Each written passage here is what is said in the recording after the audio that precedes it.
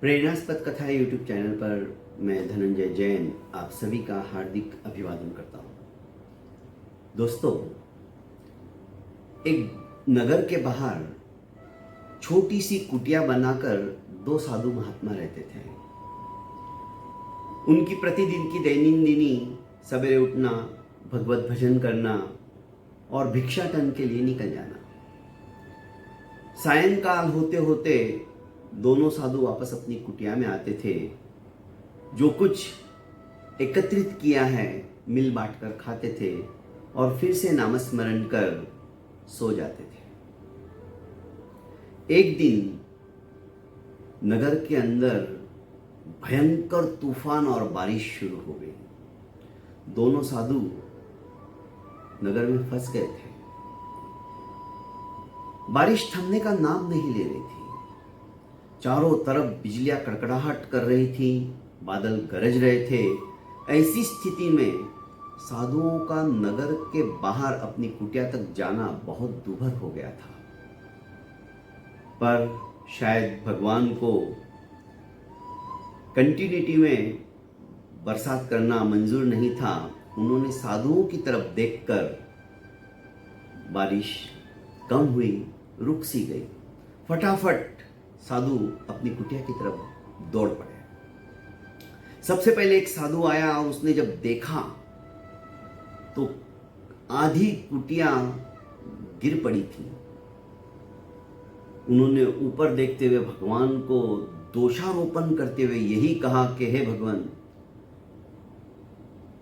मुझे लगता है कि हम तेरी इतनी जो भक्ति करते हैं, इतना जो नामस्मरण करते हैं, वो सब व्यर्थ है।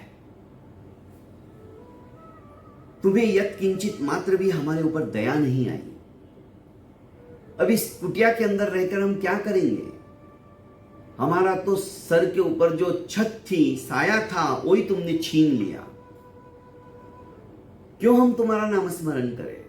और जो नगर के चोर, उचक्के, लफंगे, डाकू, दुष्ट लोग, उन लोगों को तुम बड़े आराम से रखते हो। वो तो तुम्हारा नामस्मरण भी नहीं करते। फिर हमने क्या गुनाह किया? क्या तुम्हारा नाम लेना, तुम्हारा नाम जपना ये गलत है? अब मुझे लगता है कि तुम्हारे नामस्मरण के अंदर भी कोई ताकत नहीं बची है। और वो दोषारोपण करते हुए भगवान को कोसने लगा।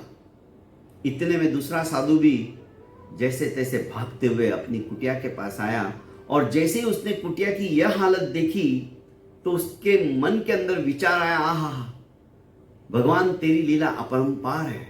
इस भीषण आंधी तूफान के अंदर भी तूने मेरी आधी कुटिया सही सलामत रखी। मुझे विश्वास हो गया कि तुम हो, नहीं तो ऐसे तूफान के अंदर कुटिया का कुछ भी अवशेष रहना संभव नहीं था। आज की रात हम आराम से यहां काट सकते हैं, व्यतीत कर सकते हैं। इसके लिए ही तुमने शायद आधी कुटिया बचा के रखी। आज के बाद में मुझे पूरा विश्वास हो गया है कि आपका अस्तित्व है, आपका नामस्मरण में वो ताकत है। मैं प्रतिदिन अब जितना नामस्मरण करता हूं उससे दुगुना करूंगा। उसकी श्रद्धा के अंदर, उसकी भक्ति के अंदर, उसकी प्रतीति के अंदर एक अटूट विश्वास सा जागृत हो गया।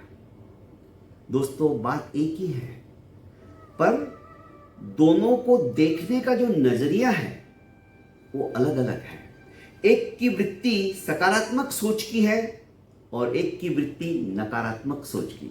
जो पहला साधु था, अपना थोड़ा सा नुकसान देखकर हताश हो गया, निराश हो गया और ऊपर वाले को दोष देने लग गया। पर दूसरा साधु सकारात्मक सोच वाला था। उसने आधी झोपड़ी अवशेष बची हुई देखकर भी उस ऊपर वाले का शुक्रिया अदा किया।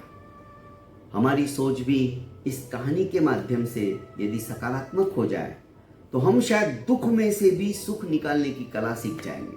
और जिस दिन ये कला हमें प्राप्त हो गई, समझ लीजिए हमारा जीवन सफल एवं सार्थक हो जाएगा। बहुत बहुत धन्यवाद दोस्तों। यदि आपने मेरे इस चैनल को लाइक एवं सब्सक्राइब नहीं किया है तो कर लीजिए और ज़्यादा से ज़्यादा इसे फॉरवर्ड कीजिए। प्रणाम।